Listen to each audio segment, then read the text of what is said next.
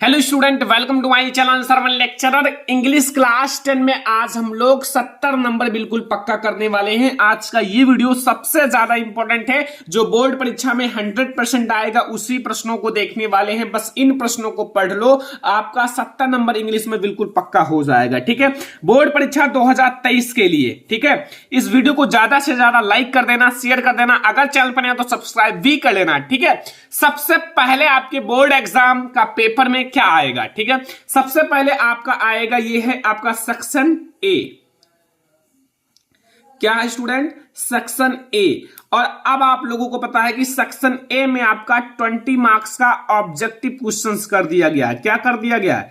20 marks का objective question. तो सबसे पहले आपको सेक्शन नंबर ए मिलेगा और उसमें आपको 20 नंबर का बहुविकल्पीय प्रश्न मिलेगा।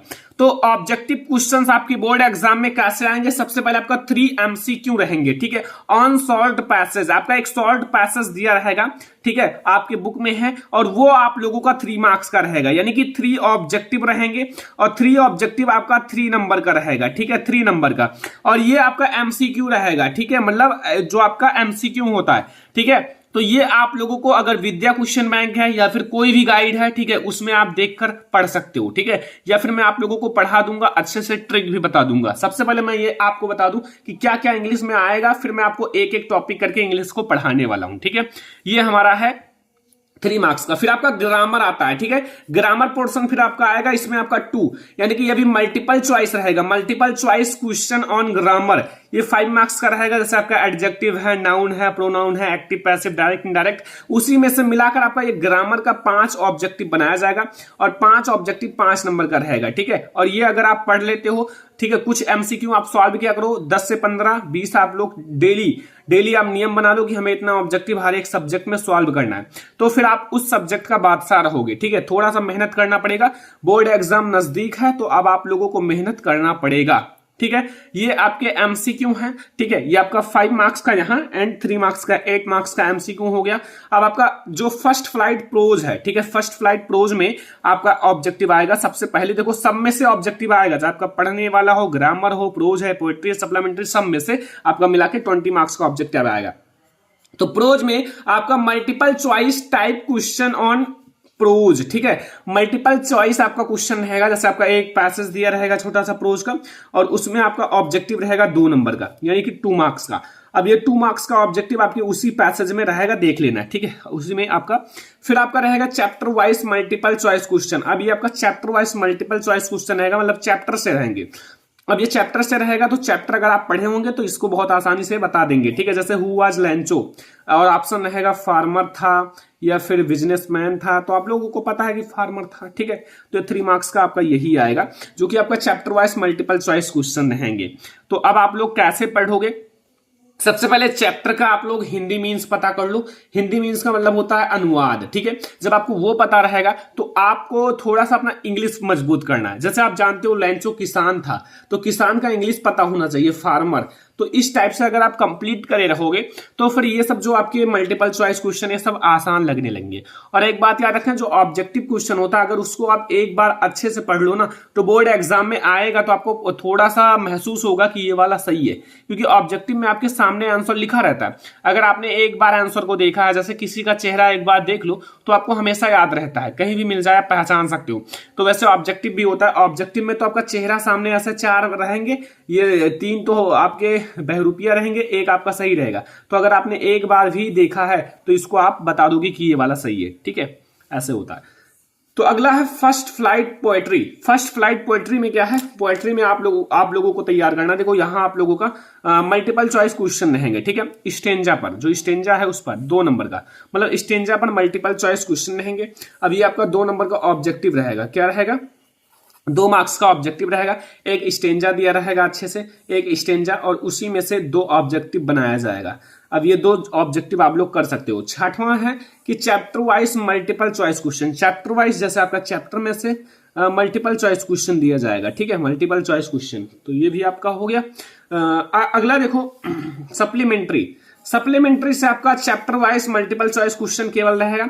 ठीक है। मतलब पूरे चैप्टर में से जो आपके जितने भी सप्लीमेंट्री के चैप्टर्स हैं उसमें से लेकर आपका 5 नंबर का क्या बनाया जाएगा, आपके मल्टीपल चॉइस क्वेश्चन यानी कि ऑब्जेक्टिव क्वेश्चन। ठीक है, आप देख सकते हो 20 मार्क्स आपका हो गया होगा। ठीक है, देखो 3 मार्क्स का ये है, ठीक है, 5 मार्क्स का ये है, 8 मार्क्स, 8 and 2 10, 10 and 3 13, ठीक है, 13 and 2 15 and 15 and 5 20, यानी कि 20 मार्क्स का आपका ये क्या हो गया, ये हो गया आपका ऑब्जेक्टिव क्वेश्चन। किसका, इंग्लिश का। ठीक है, अब ये ऑब्जेक्टिव क्वेश्चन का वीडियो मैं बनाऊंगा ताकि आप लोगों का ऑब्जेक्टिव क्वेश्चन कंप्लीट हो जाए।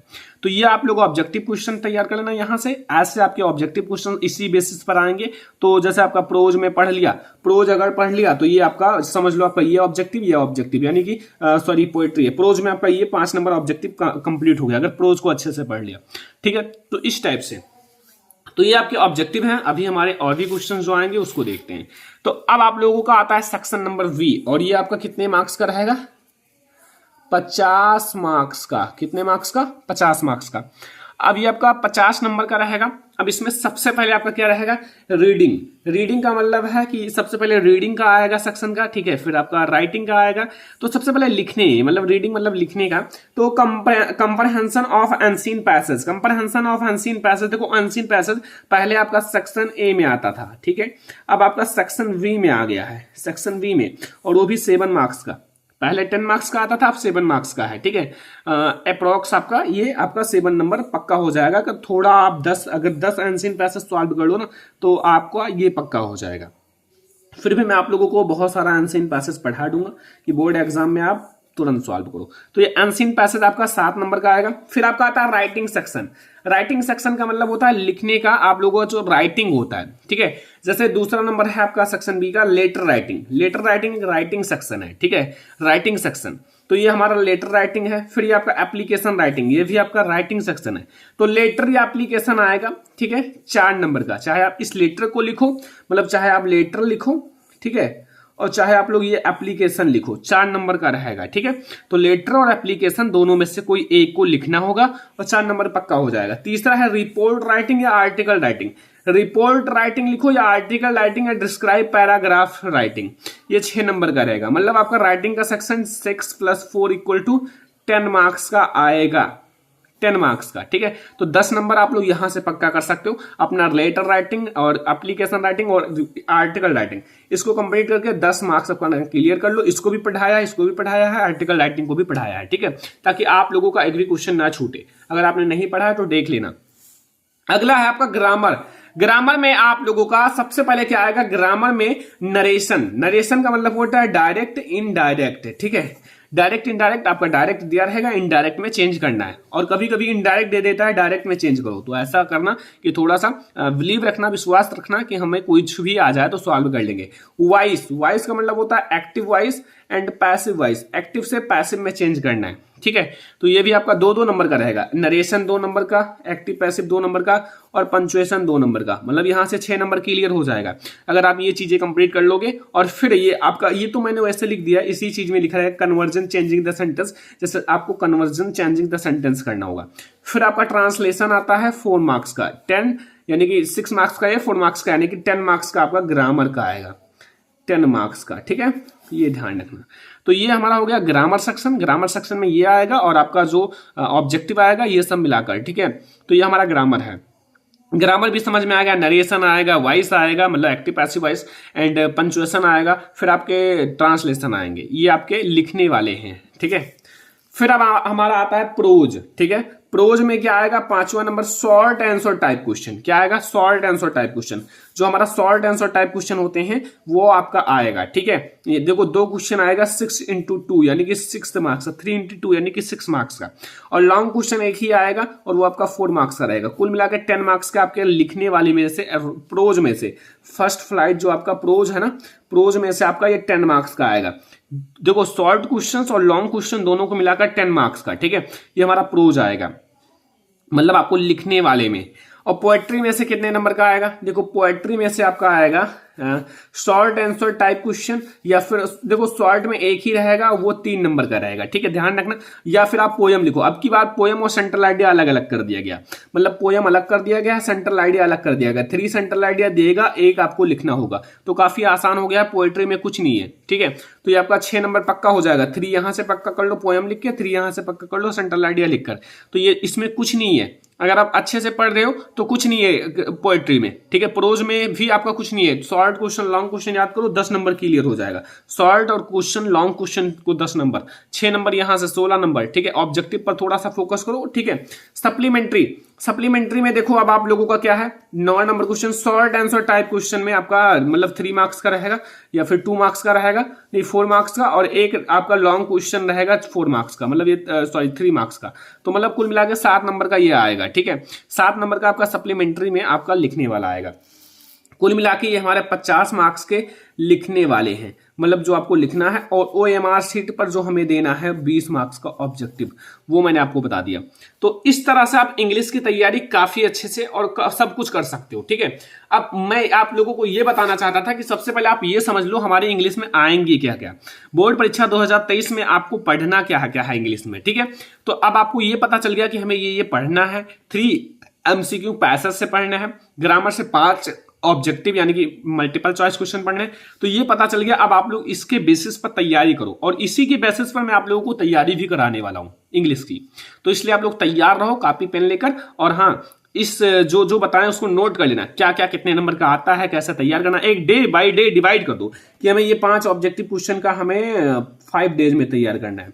इस चीज को हमें 3 वाला हमें ज्यादा 5 डेज, इसको हमें ऐसा डिवाइड कर लो अपने अकॉर्डिंग, आप कितने दिन में कर सकते हो, ठीक है। वैसे हमारे अकॉर्डिंग रहेगा तो 2-2 दिन का काम है, ठीक है। तो ये आज का हमारा बहुत ज्यादा इंपॉर्टेंट वीडियो है, ठीक है। अगर आप इसको समझ गए ना, अगर आप एक जीनियस स्टूडेंट हो, समझ गए, तो ये बहुत ज्यादा इंपॉर्टेंट चीज है और इसको काफी मेहनत करके बनाया गया है, ठीक है। तो इस वीडियो को आप लोगों को लाइक करना है। तो सबसे पहले आप इसके अकॉर्डिंग पढ़ना शुरू करो। जब पढ़ना शुरू करोगे तो पता चलेगा सर ने बहुत अच्छी बात बताई है। तो इस वीडियो को लाइक करना, शेयर करना, अगर चैनल पर ना तो सब्सक्राइब कर लेना, ठीक है। चलो फिर मिलते हैं नेक्स्ट इंपॉर्टेंट वीडियो में, तब तक के लिए धन्यवाद।